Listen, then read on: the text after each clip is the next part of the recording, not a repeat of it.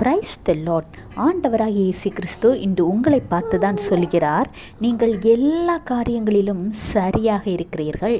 ஆண்டவர் மீதுள்ள விசுவாசம், நம்பிக்கை, அன்பு, இப்படி எல்லா காரியத்திலும் நேர்த்தியாய் இருக்கிற நீங்கள் இன்னும் ஒரே ஒரு காரியத்தில் இன்னும் அதிகமாய் நேர்த்தியாக வேண்டும் என்று ஆசைப்படுகிறார்.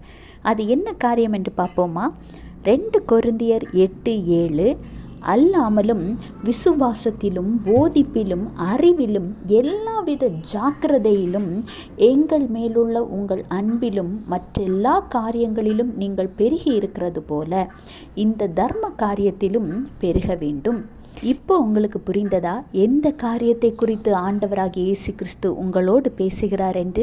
வேதாகமத்தில் கூட ஏழைகளுக்கு இறங்குகிறவன் கர்த்தருக்கு கடன் கொடுக்கிறான் என்று தான் இருக்கிறது. உங்கள் வாழ்க்கையில் நீங்கள் உங்கள் குழந்தைகளுக்கு பல்வேறு நல்ல காரியங்களை கற்றுக் கொடுக்கிறீர்கள்.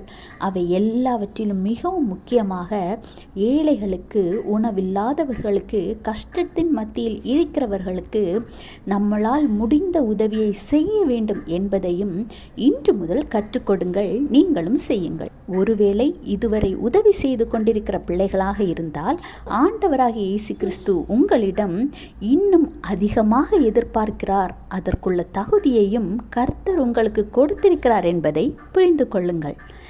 Have a blessed day. Jesus bless you.